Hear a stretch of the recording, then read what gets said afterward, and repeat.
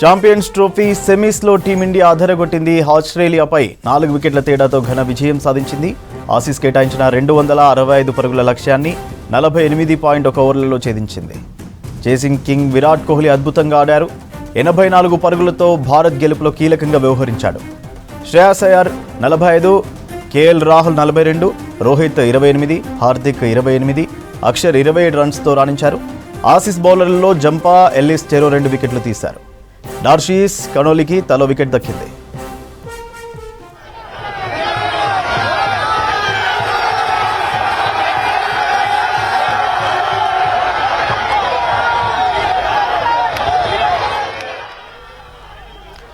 అంతకుముందు టాస్ గెలిచి బ్యాటింగ్ చేసిన ఆస్ట్రేలియా 49.3 ఓవర్లలో 264 పరుగులకు ఆలౌట్ అయింది. ఆసీస్ బ్యాటర్లలో కెప్టెన్ స్టీవ్ స్మిత్ 73 రన్స్తో ఒంటరి పోరాటం చేశాడు. వరుసగా వికెట్లు పడుతున్న భారత బౌలర్లను ధీటుగా ఎదుర్కొన్నాడు. స్మిత్కు అలెక్స్ కేరీ 61 రన్స్తో అండగా నిలిచాడు. మిగతా బ్యాటర్లలో హెడ్ 39, లబుషేన్ 29, ఇంగ్లీష్ 11 రన్స్ చేశారు. భారత బౌలర్లలో షమి 3 వికెట్లతో సత్తా చాటాడు. వరుణ్ చక్రవర్తి, జడేజా తలో 2 వికెట్లు తీశారు. అక్షర్, హార్దిక్కు చెరో వికెట్ దక్కింది.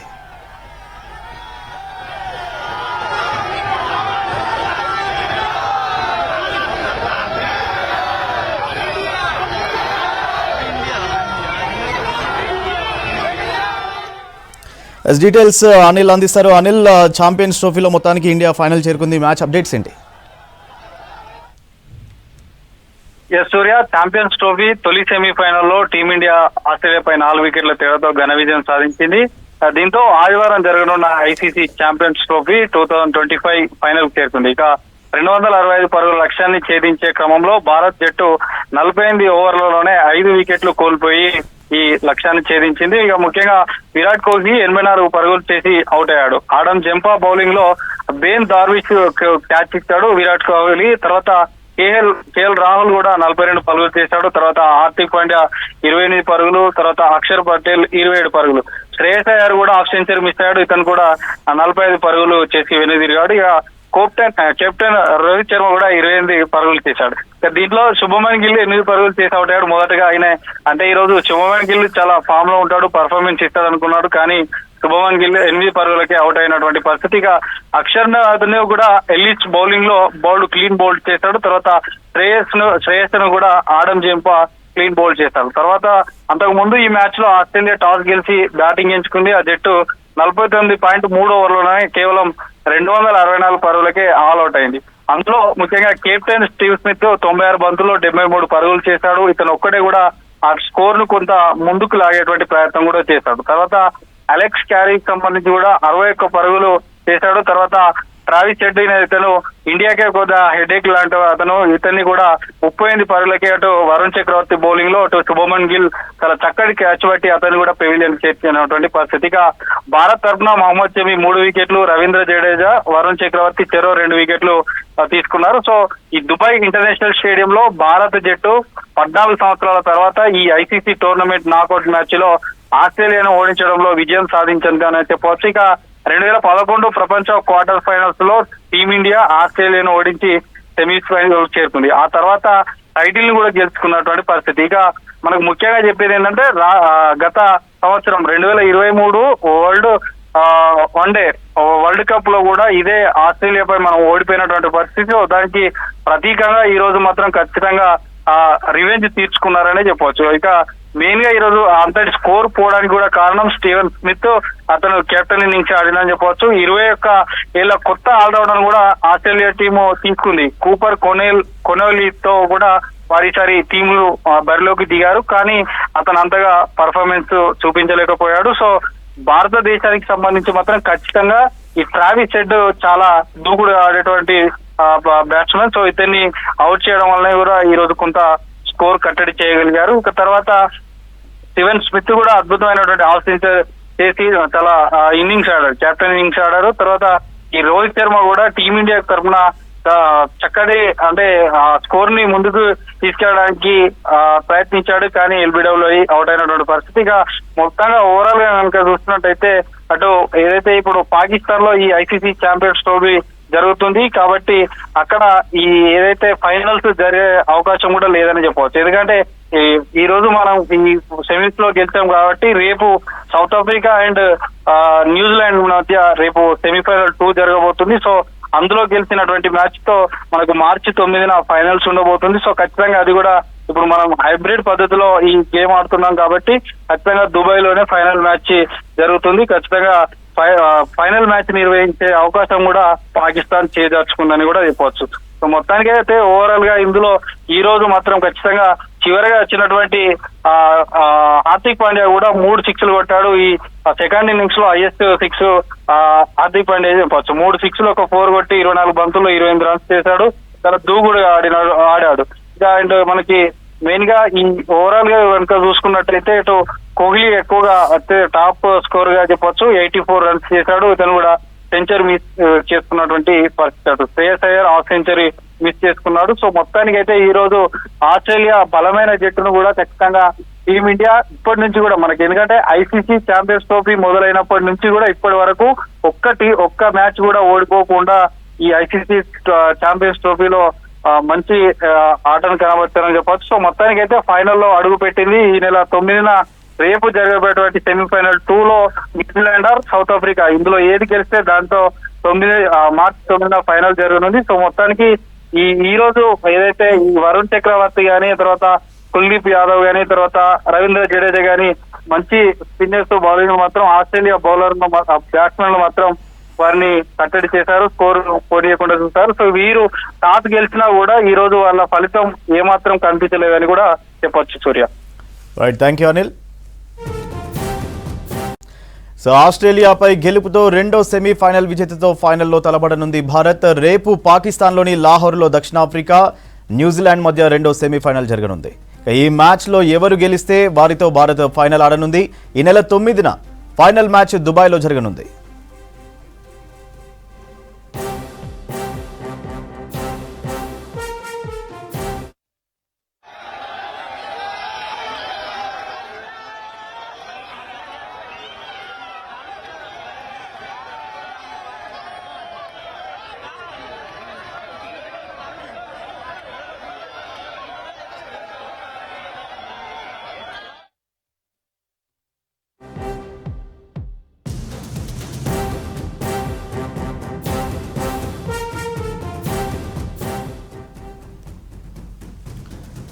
కరీంనగర్లో గ్రాడ్యుయేట్ ఎమ్మెల్సీ కౌంటింగ్ కొనసాగుతోంది. 5వ రౌండ్ ముగిసేసరికి బీజేపీ అభ్యర్థి అంజిరెడ్డి 7,142 ఓట్ల లీడ్లో ఉన్నారు.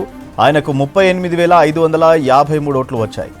కాంగ్రెస్ అభ్యర్థి నరేందర్ రెడ్డికి 31,411, బీఎస్పీ అభ్యర్థి ప్రసన్న హరికృష్ణకు 26,300 ఓట్లు పోలయ్యాయి. ప్రస్తుతం 6వ రౌండ్ లెక్కింపు ప్రారంభించారు అధికారులు.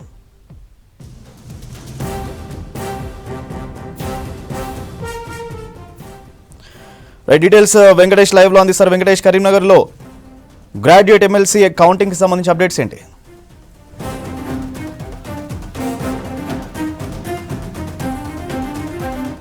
5 రౌండ్ల కౌంటింగ్ పూర్తయింది. 6వ రౌండ్ స్టార్ట్ అయింది. అదేవిధంగా కొన్ని టేబుల్స్ అయితే 7, 8, 9 రౌండ్లు కూడా నడుస్తూ ఉన్నాయి. ఉదయం నుంచి కూడా మనకు మెయిన్ కౌంటింగ్ ఏదైతే మెయిన్ కౌంటింగ్ అంటే టేబుల్ కౌంటింగ్ ప్రారంభమైన తర్వాత దాదాపు 1.5-2 గంటల సమయం తీసుకుంటూ వీటి ఫలితాలు విడుదల చేస్తూ ఉన్నారు. 5వ రౌండ్ కనుక చూసుకుంటే మీరు చెప్పిన దానికి కొంత అప్డేట్ అయింది. 7,323 ఓట్ల లీడ్తో బీజేపీ అభ్యర్థి అంజిరెడ్డి కొనసాగుతూ ఉన్నారు.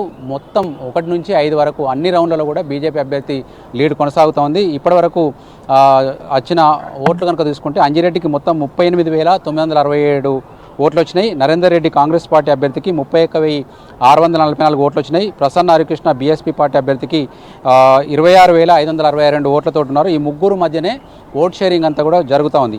ఈ రౌండ్ వరకు తీసుకుంటే అంజిరెడ్డికి 7,250, నరేందర్ రెడ్డికి 6,288, తర్వాత ప్రసన్న హరికృష్ణకు 5,411. ఇప్పుడు ఇదే ఆర్డర్లో బ్యాలెట్ పేపర్లో ఉన్న ఆర్డర్ల లాగానే ఇక్కడ ఓట్ల షేర్ కూడా జరుగుతూ ఉంది. ఈ ముగ్గురు కాకుండా ఇంకా 53 మంది ఉన్నారు. అందులో ప్రధానంగా ఒక ముగ్గురు అభ్యర్థులు మాత్రమే కొంత అంటే అది కూడా 1,115 ఓట్లు ఎవరికి దాటలేదు. అందులో Sardar Ravinder Singh All India Forward Bloc తరఫున ఆయన మొత్తం 5 రౌండ్లలో కలిపి కేవలం 624 ఓట్లు తీసుకోగలిగారు. అదేవిధంగా మహమ్మద్ ఇస్తాక్ అలీ 5 రౌండ్లు కలిపి 999 ఓట్లు వచ్చినాయి. తర్వాత యాదగిరి శేఖరరావు ట్రస్మా అధ్యక్షుడు, ఆయనకు మాత్రం 1489 ఓట్లు వచ్చినాయి. వీళ్ళు ముగ్గురు కాకుండా మిగతా అందరు కలిపి ఈ ముగ్గురుతో కూడా కలిపి దాదాపు 8000 ఓట్లు దాటలేదు. కాబట్టి ముఖ్యంగా ఈ ముగ్గురు అభ్యర్థులు సాధించే ఓట్లు ఇంకా సగం ఓట్లు లెక్కించాల్సి ఉంది. 1,05,000 ఓట్ల లెక్కింపటి వరకు పూర్తయింది.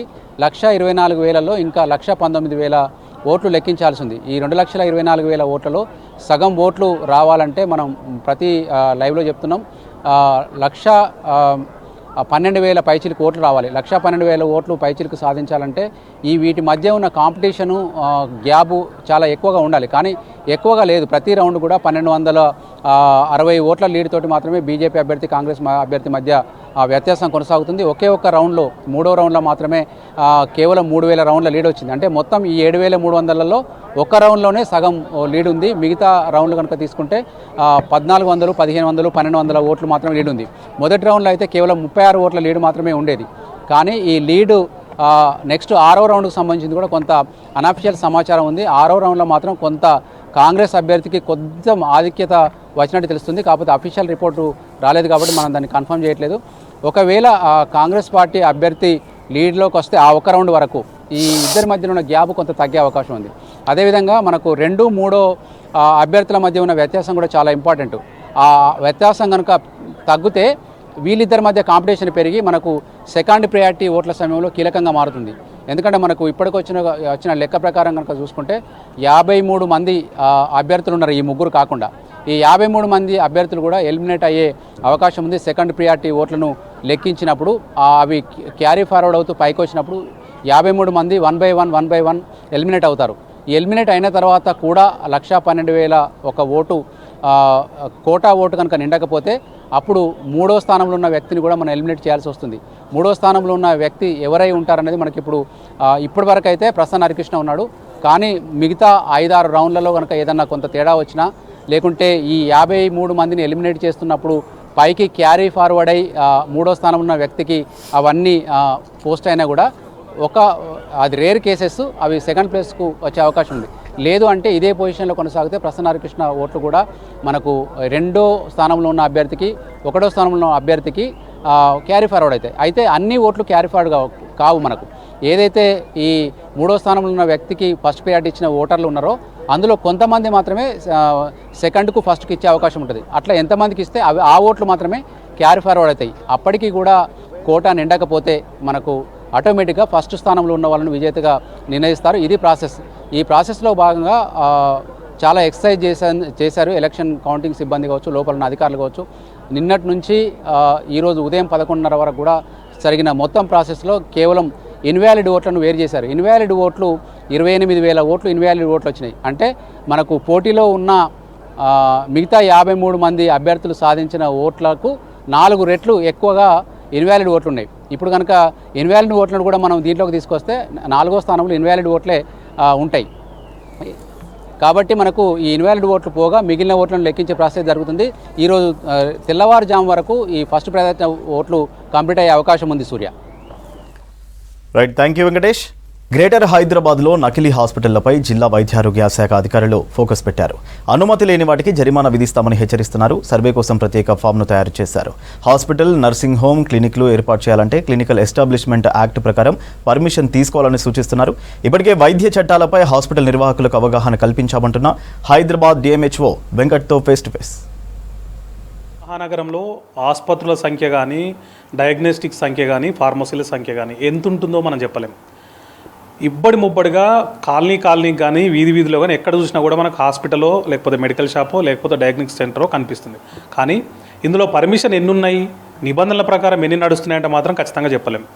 అందుకే ప్రజల ప్రాణాలతో చెలగాటమాడకుండా నిబంధనల మేరకు ఆసుపత్రులు కానీ, క్లినిక్లు కానీ, ఈ ఫార్మసీలు కానీ నడిపించే విధంగా హైదరాబాదు వైద్యారోగ్య శాఖ చర్యలు చేపట్టింది. ఇందులో భాగంగానే నగరమంతా కూడా సర్వే చేసి ఏవైతే నిబంధనలకు అనుగుణంగా లేవో వాటికి నోటీసులు ఇవ్వన్నారు.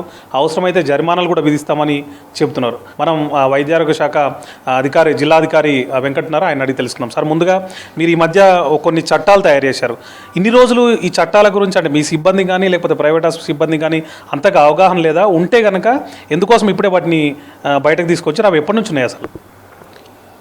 సో ముఖ్యంగా హైదరాబాద్ జిల్లాలో వైద్య ఆరోగ్య శాఖ మంత్రి శ్రీ దామోదర రాజనరసింహ గారి సూచన మేరకు మరియు secretary health, director of health, commissioner వీరందరి సూచనల మేరకు మరియు మా క్లినికల్ ఎస్టాబ్లిష్మెంట్ యాక్ట్ చైర్మన్ అటువంటి కలెక్టర్ శ్రీ అనంత్ దురిశెట్టి గారి సూచనల మేరకు మరియు పీసీపీఎన్డిటీ యాక్ట్ చైర్మన్ అటువంటి కలెక్టర్ గారి సూచనల మేరకు మేము ఒక నిర్ణయం తీసుకోవడం జరిగింది.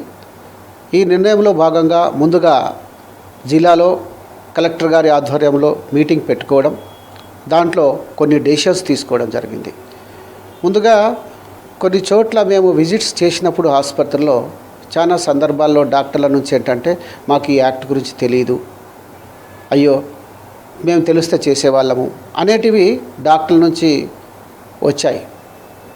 సో అలాంటప్పుడు మేము వీరిని అడిగాము, actually if you want to go on road, మీరు డ్రైవింగ్ లైసెన్స్ లేకుండా రోడ్ మీదకి వెళ్తారా వెహికల్ పట్టుకొని? మీకు చట్టం తెలియదనడం అనేది కరెక్ట్ కాదు అనేది చెప్తూ, అయినా సరే ఒకసారి ఈ చట్టాలపైన అవగాహన తీసుకొద్దామని చెప్పి ఈ మధ్యకాలంలో మేము దాదాపుగా ఒక పెద్ద మీటింగ్ ఏర్పాటు చేయడం జరిగింది. ఆ మీటింగ్లో ఈ చట్టాలు ఏ విధంగా ఉంటాయి, సో ప్రతి ఒక్క చట్టం యొక్క ప్రత్యేకత ఏంటి, దాంట్లో మీరు పాటించవలసిన నిబంధనలు ఏంటి అనే దానిపైన ఒక బుక్ కూడా మేము తయారు చేయడం జరిగింది. ఈ బుక్ అనేది ఈ విధంగా చేయడం అనేది జరిగింది. సో ఈ బుక్ చేసే క్రమంలో క్లినికల్ ఎస్టాబ్లిష్మెంట్ యాక్ట్ అంటే ఏంటిది, పీసీపీఎన్డిటీ యాక్ట్ అంటే ఏంటిది, ఎంటీపీ యాక్ట్ అంటే ఏంటిది, ఈ మధ్యకాలంలో సరోగసీ కూడా ఒక మెయిన్ ఇంపార్టెంట్ సబ్జెక్ట్ అయింది కాబట్టి సరోగసీ యాక్ట్ అంటే ఏంటిది, ఐహెచ్ఐపి పోర్టల్ అంటే ఏంటిది, తర్వాత ఆయుష్మాన్ భారత్ కూడా ఏంటిది అనేది మేము వివరించడం జరిగింది. ఆ రోజు జిల్లా కలెక్టర్ గారు కూడా వారిని ఉద్దేశించి మాట్లాడడం జరిగింది, మీడియాకు కూడా ఇన్ఫర్మేషన్ ఇవ్వడం జరిగింది. సో దాంట్లో భాగంగానే మొదటగా ఒక అవేర్నెస్ అనేది కల్పించాం. ఆ తదుపరి సర్వే అనేది ప్రారంభించబోతున్నాం. ఈ సర్వేలో ఏం జరుగుతుంది అంటే, ఏ ఆసుపత్రి రిజిస్టర్ అయి ఉంది, ఏ ఆసుపత్రి రిజిస్టర్ అయి లేదు. ఇక్కడ క్లియర్గా మీకు అర్థం కావాల్సింది ఏంటంటే, పబ్లిక్కు ట్రీట్మెంట్ అందిస్తున్న ఏ సంస్థ అయినా సరే రిజిస్ట్రేషన్ చేసుకోవాల్సిందే. మరి ఆ ప్రకారంగా చూసుకుంటే మనకు హైదరాబాద్లో 2950 సెంటర్లను మనం రిజిస్ట్రేషన్ చేసుకున్నాం. కొన్ని సోలో క్లినిక్స్ ఉన్నాయి, కొన్ని 1 to 20 బెడ్స్ ఉన్నాయి, కొన్ని 20 to 50 బెడ్స్, అట్లా different categories 50 to 100, above 100, above 200 కూడా మేము ఒక పాలసీ ప్రకారం డివైడ్ చేసి పెట్టుకోవడం జరిగింది. దీని ప్రకారం 2950 ఆసుపత్రులు మన దగ్గర రిజిస్టర్ అయి ఉన్నాయి. కానీ ఎట్ ద సేమ్ టైం ఈరోజు హైదరాబాద్లో చూసుకుంటే కనుక చాలా క్లినిక్స్ కానీ, డయాగ్నోస్టిక్ సెంటర్స్ కానీ, ఫిజియోథెరపీ సెంటర్స్ కానీ, డెంటల్ క్లినిక్స్ కానీ అన్రిజిస్టర్స్గా నడుస్తూ ఉన్నాయి. ఈ యాక్ట్ ఏం చెప్తుంది ఈ అన్రిజిస్టర్డ్ క్లినిక్స్కు అంటే, ఇప్పుడు మేము సర్వే చేసే క్రమంలో వీళ్ళు కనుక అన్రిజిస్టర్డ్ చేసుకున్నట్టయితే మొదటి విడతగా 50,000 ఫైన్ వేస్తాం. లేదు మేము మొదటి విడతగా ఫైన్ వేసిన తర్వాత మళ్ళీ రిజిస్ట్రేషన్ చేసుకోకపోతే 2 లక్షల ఫైన్ ఉంది. లేదు తర్వాత కూడా చేసుకోకపోతే 5 lakhs ఫైన్ అనేది ఉంది. సో ఈ విధంగా హైదరాబాదులో పనిచేస్తున్నటువంటి ప్రతి సెంటర్ కూడా మనము రిజిస్టర్ చేయాల్సిన అవసరం ఉంది. ఈ హాస్పిటల్ని విజిట్ చేసినప్పుడు మేము ఏమేం వసతులు దాంట్లో ఉండాలి, ముఖ్యంగా ఆ ఆసుపత్రి యొక్క లీగల్ డాక్యుమెంట్స్ ఏమేమి ఉండాలి చూసుకుంటే, ముఖ్యంగా అక్కడ పనిచేసే హెచ్ఆర్ హ్యూమన్ రిసోర్సెస్లో డాక్టర్స్ ఎంతమంది ఉన్నారు, స్టాఫ్ నర్సెస్ ఎంతమంది ఉన్నారు, పారామెడికల్ సిబ్బంది ఎంతమంది ఉన్నారు, వీరందరికీ కూడా ప్రతి మెడికల్ బోర్డు, ఇప్పుడు డాక్టర్ ఉన్నారు అనుకోండి, తెలంగాణ మెడికల్ కౌన్సిల్ దీని నుంచి రిజిస్ట్రేషన్ అనేది కంపల్సరీ. అలాగే స్టాఫ్ నర్సులకు నర్సింగ్ కౌన్సిల్ నుంచి రిజిస్ట్రేషన్ తప్పనిసరి, పారామెడికల్ రిజిస్ట్రేషన్ తప్పనిసరి. వాళ్ళ రెన్యువల్ కూడా మాకు అప్లై చేసే టైంలో కంపల్సరీగా ఉండాలి. చాలామంది అనుభవం లేకున్నా, అర్హత లేకున్నా, ఏదో కొద్ది రోజులు ఒక డాక్టర్ దగ్గర పనిచేసి చిన్న హాస్పిటల్ పెట్టుకొని శస్త్రచికిత్సలు కానీ, లేకపోతే డెలివరీస్ కానీ, లేకపోతే అంటే వాళ్ళకు అవగాహన లేని మందులను కూడా సిఫార్సు చేస్తున్నారు. దానివల్ల చాలామందికి ఇబ్బంది అవుతుంది. అట్లాంటి వాటి మీద ఏం చర్యలు ఉంటాయి? సో డ్రగ్స్ విషయానికి వచ్చేస్తే అది డ్రగ్ కంట్రోల్ అథారిటీ అనేది చూసుకుంటుంది.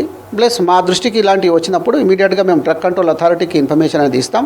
దానికోసమనే నేను నిన్న ఎవరైతే నంబర్స్ ఉన్నాయో కాంటాక్ట్ నంబర్స్, మెయిల్ ఐడి కూడా తీసుకోవడం జరిగింది. ఇమీడియట్గా వాళ్ళకు కూడా ఒక ఇన్ఫర్మేషన్ అనేది ఇవ్వడం జరుగుతుంది. అలాగే ఎవరైతే తమ కాదు. ఫర్ ఎగ్జాంపుల్ అల్లోపతి డాక్టర్ ఉన్నాడు, ఆయన ఆయుష్ ట్రీట్మెంట్ చేస్తున్నా, ఆయుష్ డాక్టర్ అల్లోపతి ట్రీట్మెంట్ చేస్తున్నా దాని మీద చర్యలు తీసుకోవాల్సింది తెలంగాణ మెడికల్ కౌన్సిల్. సో దానికి తెలంగాణ మెడికల్ కౌన్సిల్ కూడా మేము ఇన్ఫర్మేషన్ అనేది ఇస్తాం. ఇది చూసినాం కదా, ఏదైనా హాస్పిటల్ కానీ లేకపోతే డయాగ్నోస్టిక్ సెంటర్ కానీ ఏదైనా సరే హైదరాబాదు జిల్లాలో నడపాలి అంటే మాత్రం ఖచ్చితంగా వైద్య ఆరోగ్య శాఖ నిబంధనల ప్రకారం ఏదైతే పర్మిషన్లు తీసుకోవాలో ఆ పర్మిషన్లను తీసుకోవాలని చెప్తున్నారు. ఏవైతే చట్టాలు ఉన్నాయో ఆ చట్టాలకు లోబడి మాత్రమే వాటి నిర్వహణ ఉండాలని చెప్పి ఖచ్చితంగా చెప్తున్నారు. లేదంటే మాత్రం కఠిన చర్యలు తీసుకుంటామని చెప్పి హెచ్చరిస్తున్నారు. కెమెరామెన్ సాయితో శ్రీశైలం, V6 న్యూస్, హైదరాబాద్. కుయి కుయిమంటూ అంబులెన్స్ సైరన్ వినిపిస్తే బిజీగా ఉండే హైదరాబాద్ రోడ్లపై వాహనదారులు దారి ఇవ్వడం సాధారణంగా చూస్తుంటాం. ప్రాణాపాయ స్థితిలో ఉన్నవారిని సకాలంలో హాస్పిటల్కు చేరవేస్తుందని ట్రాఫిక్ పోలీసులు కూడా అంబులెన్స్కు రూట్ క్లియర్ చేస్తూ ఉంటారు. ఇక దీన్ని అడ్వాంటేజ్గా తీసుకుని కొందరు వ్యక్తులు అవసరం లేకున్నా సైరన్ వేసుకుని వేగంగా వెళ్లడం ఫ్యాషన్గా మారింది. ఇలాంటి వాటికి చెక్ పెట్టేందుకు సిటీలో స్పెషల్ డ్రైవ్ నిర్వహిస్తున్నారు ట్రాఫిక్ పోలీసులు.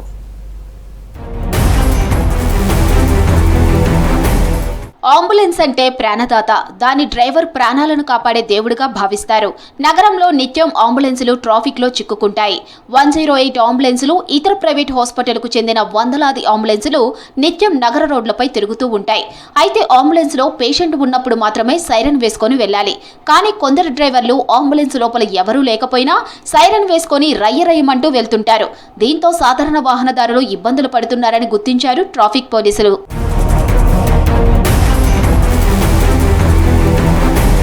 గతంలో కూడా అంబులెన్స్ సైరన్ వేసుకొని వస్తుంటే హడావిడిగా రూట్ క్లియర్ చేశారు ట్రాఫిక్ పోలీసులు. కాస్త దూరం వెళ్లాక అంబులెన్స్ ఓ చాయ్ దుకాణం వద్ద నిలిపి డ్రైవర్ సేద తీరుతున్న ఘటనలు జరిగాయి. పంజాగుట్ట పరిధిలో పోలీసులు స్పెషల్ డ్రైవ్ నిర్వహిస్తుంటే ఓ అంబులెన్స్ సైరన్తో వచ్చింది. పోలీసులు దాన్ని నిలిపి ఆరా తీశారు. అంబులెన్స్ లో పెంపుడు కుక్కను తీసుకెళ్తున్న సీన్ కనపడింది. ఇలా అంబులెన్స్ సైరన్లను దుర్వినియోగం చేస్తున్నారని స్పెషల్ డ్రైవ్ సీరియస్ గా తీసుకున్నారు సిటీ ట్రాఫిక్ పోలీసులు. చాలా చోట ప్రజల నుంచి కంప్లైంట్స్ వస్తున్నాయి. ఈ ట్రాఫిక్ సమయంలో సైరన్ కొట్టుకుంటూ అంబులెన్సెస్ అందులో రోగులు లేకపోయినా కానీ కొట్టుకుంటూ పోతున్నారు అనేది ఒక అలిగేషన్ ప్రజల నుంచి వచ్చింది. వస్తే మా సార్ దాన్ని వెరిఫై చేయమని ఆ స్పెషల్ డ్రైవ్ నిర్వహించని ఆదేశించారు. ఈ యొక్క స్పెషల్ డ్రైవ్ నిర్వహిస్తున్నాం అంబులెన్సెస్ మీద. మేము ర్యాండమ్గా ఇక్కడ పంజాగుట్టలో చెక్ చేసినప్పుడు ఒక అంబులెన్స్ మేము చూస్తే చెక్ చేసి అది మన డోర్ ఓపెన్ చేసి చూసి అందులో డాగ్స్ ఉన్నాయి. అప్పుడు అందులో అతను డ్రైవర్ సైరన్ కొట్టుకుంటా ఉన్నది, స్పీడ్గా బాగా ర్యాష్ అండ్ నెగ్లిజెన్స్ నడుపుకుంటా వస్తాడు. దాన్ని ఆఫ్ చేయడం జరిగింది. ఆఫ్ చేసి మనం చెక్ చేస్తే అందులో ఒక 2 డాగ్స్ ఉన్నాయి. మేము అప్పుడు ఆ డ్రైవర్ని ప్రశ్నించడం జరిగింది. బాబు, ఇది అంబులెన్స్ అనేది పేషెంట్స్ ఉన్నప్పుడే మీరు సైరన్ కొట్టుకోవాలి. అవసరం లేకున్నా అంబులెన్స్ సైరన్ వేసుకొని ఇతర వాహనదారులకు ఇబ్బందులు కలిగిస్తున్న వారిపై చర్యలు తీసుకుంటున్నామని హెచ్చరిస్తున్నారు ట్రాఫిక్ పోలీసులు.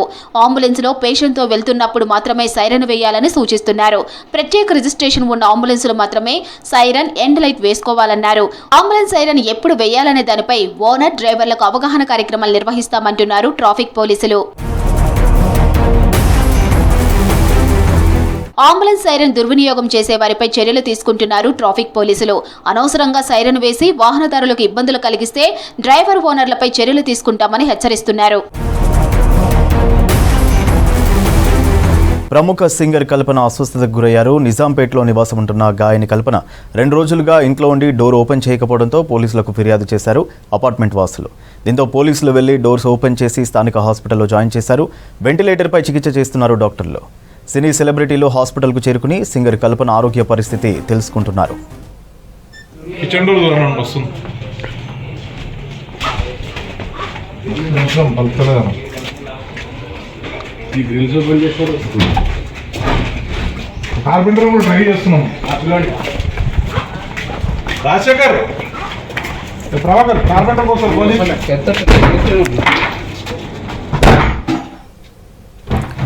ప్రముఖ సింగర్ కల్పన అస్వస్థతకు గురయ్యారు. నిజాంపేటలో నివాసం ఉంటున్న గాయని కల్పన 2 రోజులుగా ఇంట్లో ఉండి డోర్ ఓపెన్ చేయకపోవడంతో పోలీసులకు ఫిర్యాదు చేశారు అపార్ట్మెంట్ వాసులు. దీంతో పోలీసులు వెళ్లి డోర్స్ ఓపెన్ చేసి స్థానిక హాస్పిటల్లో జాయిన్ చేశారు. వెంటిలేటర్పై చికిత్స చేస్తున్నారు డాక్టర్లు. సినీ సెలబ్రిటీలు హాస్పిటల్కు చేరుకుని సింగర్ కల్పన ఆరోగ్య పరిస్థితి తెలుసుకుంటున్నారు.